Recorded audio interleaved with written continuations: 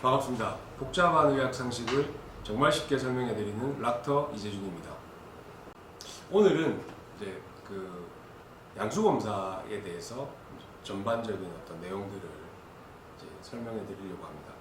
최근 들어서 이제 산모분들의 나이가 점점 이제 늘어나고 있는 추세입니다.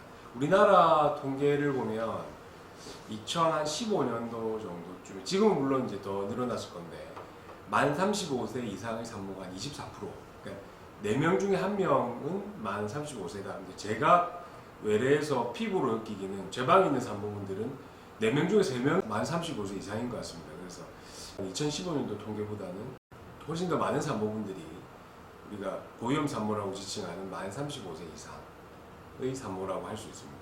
이게 이제 만 35세 이상이 고위험 산모를 조금 만 40세 이상으로 올려야 되지 않는가 하는 어떤 논의들도 산부인과 학회나 이런 데서 이제 논의가 되고 있지만, 아직까지 현재로는 만 35세로 이제 정의되어져 있습니다.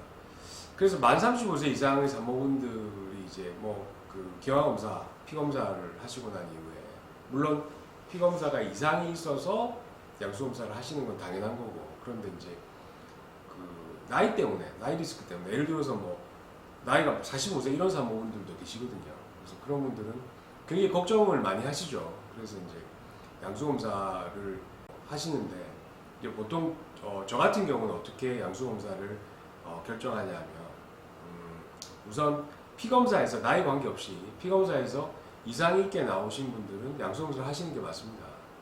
그런데 내 나이가 만으로 38세다, 7세다 이렇게 됐을 때 피검사로는 정상으로 나왔는데, 예를 들어서 나이 리스크 때문에 양수검사를 해야 되는지 말아야 되는지 저한테 이제 여쭤보시는 분들이 많은데, 저는 보통은 하지는 않습니다. 왜냐하면 그런 나이 리스크를 가지고 모두 다 양수검사를 한다 그러면 거의 대부분의 산모분들을 양수검사를 해야 되니까. 그래서 저는 이제 제 나름대로의 기준은 이렇습니다. 만 40세 이하의 산모 중에서 피검사로 일단은 합격을 하시고, 가족력이나 이전에 혹시 기형아를 놓은 경험이 없으신 분들은 저는 양수검사를 하지 않고 그냥 보통 넘어갑니다. 그런데 이제 그런 경험이 있거나, 또는 가족력이 있거나, 또는 피검사에서 양수검사 나오신 분들은 당연히 양수검사를 하셔야 되겠죠. 그리고 만약에 만 40세가 넘어갔다라고 하면 제가 이제 선택권을 드리는데, 이제 3가지 케이스가 있습니다. 첫 번째, 그냥 피검사 합격했으니까 이게 괜찮을 거라고 생각하고 그냥 무시하고 넘어가는 거, 첫 번째. 이제 두 번째는 확실히 확인하기 위해서 양수검사를 해보겠다, 그렇게 해서 양수검사를 하시는 분들 두 번째. 그리고 세 번째가 뭐냐면, 양수검사 하기는 너무 싫다, 그런데 그냥 있기 너무 찝찝하다, 그렇게 이야기하시는 분들은 니프트 검사라는 검사가 있습니다. 전체 풀네임을 이야기드리면 Non-Invasive Prenatal Testing이라고, 이게 이제 바늘 같은 걸 찌르지 않고, 그러니까 좌우 쪽에 피검사를 하는 거니까 엄마의 피 속으로 피를 가지고 이제 검사를 해서 이게 기형 정도를 알아낼 수 있다, 그런 니프트 검사라는 게 있습니다. 그런데 니프트 검사를 설명을 해드리면, 물론 니프트 검사를 시행하는 이제 업체에서는 이 검사만으로도 충분히 모든 기형을 밝혀낼 수 있는 것처럼 사실은 설명을 하고 있지만, 사실 니프트 검사만으로 애기 다운 증후군의 정확한 판정이라든지 다른 어떤 기형이 있는가의 판정을 내리지는 않습니다, 산부인과 의사들은. 그럼 니프트 검사는 왜 하느냐? 니프트 검사는 정확하게 표현하면 양수검사로 결국은 아기를 확진해야 되기 때문에, 양수검사를 해야 될지 말아야 될지의 정도를 우리가 판정하기 위해서 하는 검사다라고 생각하시는 게 정확한 판단이실 것 같고, 니프트 검사만 가지고 우리 아기가 기형일 것이다 라고 판정해서, 만약에 니프트 검사가 기형으로 나온다 그래서 실제로 아기가 기형일 거라고 생각하시면 그건 오산이라고 생각됩니다. 그럼 양수검사와 니프트 검사의 차이점에 대해 제가 간단히 설명드리겠습니다. 양수검사는 말 그대로 우리가 양수를 뽑아서, 양수 안에는 물론 아기 세포들이 막 떠다니겠죠. 그래서 그 아기 세포를 이제 모아서 배양을 합니다.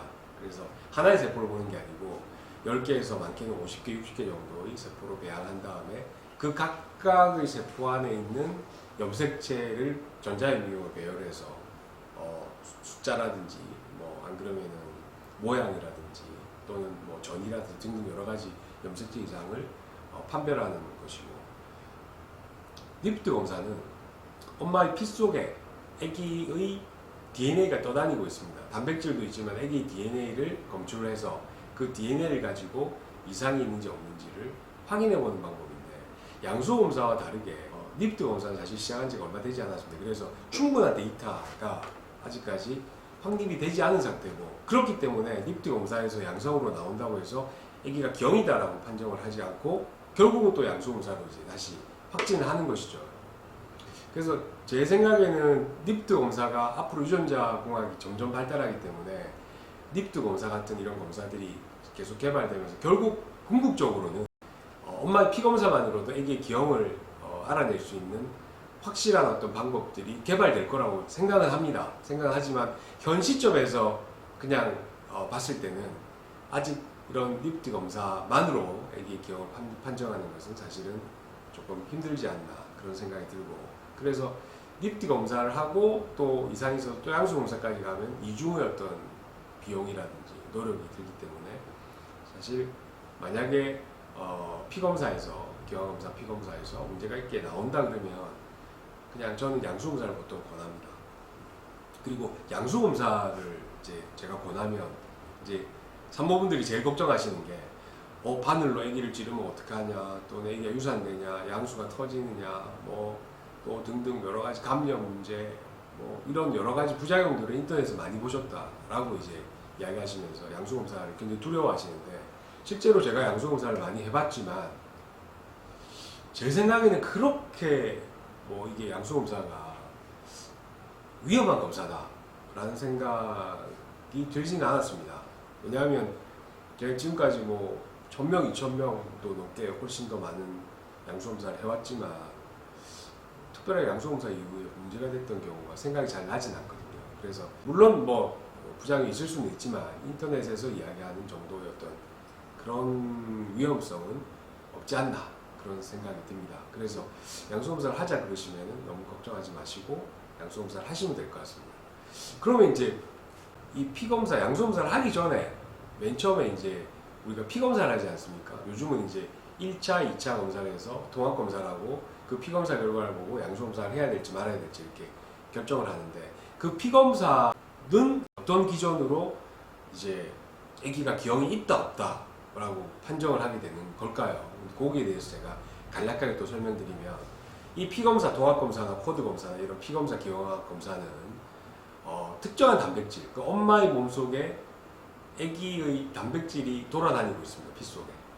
물론 엄마하고 아기하고 탯줄이 이렇게 통해져 있으니까 거기를 통해서 이제 엄마의 단백질도 아기한테 가지만 아기 단백질도 엄마한테 옵니다. 그래서 이 단백질이 엄마의 피 속에 막 떠돌아다니고 있는 단백질 중에서 특정한 어떤 단백질이 높게 나왔을 때 태어난 아기가 기형일 가능성이 높다는 것을 의사들이 알아냈습니다. 그래서 그러면 이 특정한 단백질이 높게 나온 아기를 대상으로 해서 양수 검사를 하면 우리가 훨씬 더 정확하게, 그러니까 적은 숫자만 양수 검사를 하더라도 그 안에서 아기 기형을 밝혀낼 수 있지 않을까라고 해서 이제 기형 검사 이후에 이제 양수 검사로 이렇게 넘어가는 그런 단계가 정립이 된 거죠. 근데 실제로 제가 양수 검사를 해보면 기형 검사에서 이제 수치가 확률이 높게 나왔다고 이제 막 울면서 막 걱정하시면서 막 오시는데, 실제 양수 검사에서 아기가 다운 등 뭐 여러 가지 기형, 염색체 이상의 기형들이 나올 가능성은 한 3% 정도밖에 되지 않습니다. 그래서 제가 100명의 고위험 산모, 피검사에서 고위험 산모들을 대상으로 양수검사를 했다고 가정을 하면 그 중에서 3명 정도만 실제로 다운이라든지 여러 가지 염색체 기형들이 나오는 것이지, 그 나머지 97명은 정상으로 나오죠. 그 정상으로 나온 애기들은 정말 정상이냐? 정상입니다. 그리고 양수검사는 확진적인 검사이기 때문에 그 이전에 피검사가 어떻게 나왔든지 간에 양수검사에서 정상으로 나온다 그러면 당연히 정상이라고 생각하시면 됩니다. 그래서 태어난 아기도 당연히 정상일 거고.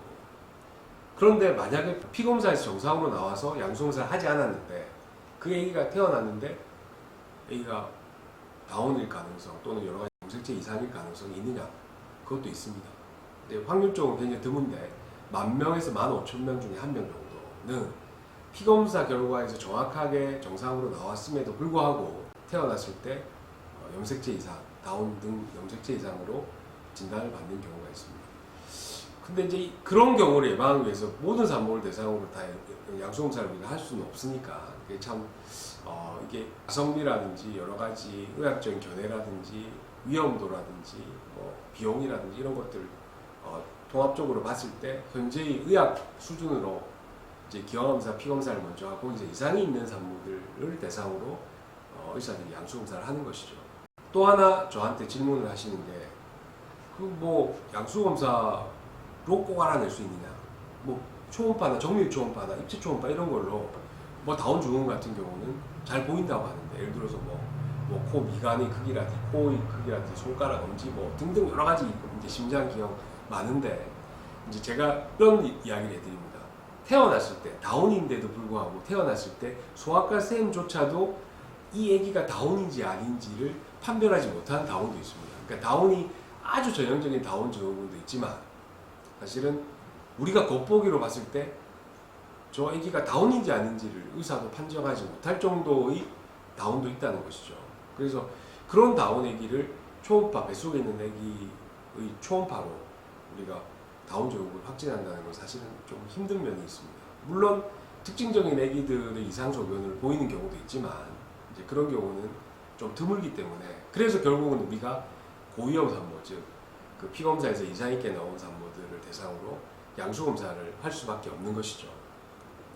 그리고 이제 최근 들어서 이제 이건 여담으로 고위험 산모, 즉 나이가 이제 많으신 분들이 출산을 많이 하시는데 혹시 태어난 아기가 이제 뭐 다른 여러 가지 이런 염색체 이상 말고도 학습 장애라든지 또는 뭐 이렇게 그 똑똑하지 못하지 않을까, 그러니까 좀 그런 여러 가지 문제가 있지 않을까라고 이제 걱정들을 많이 하시는데 최근 그 발표된 저널에 따르면 고령 산모, 즉 만 35세 이상의 산모와 그리고 그 나이 어린 산모분들 25세에서 보통 29세라고 보통 이야기를 하는데 그 시기에 태어난 산모들을 각각 이렇게 조사를 한 데이터들이 많이 나와 있습니다. 근데 최근 들어서 나온 데이터를 보면은 고위험 산모들한테서 태어난 아기랑 그다음에 나이가 어린 산모분들 25세, 29세 사이에 태어난 산모들 아기의 차이가 별로 없는 걸로 되어져 있습니다.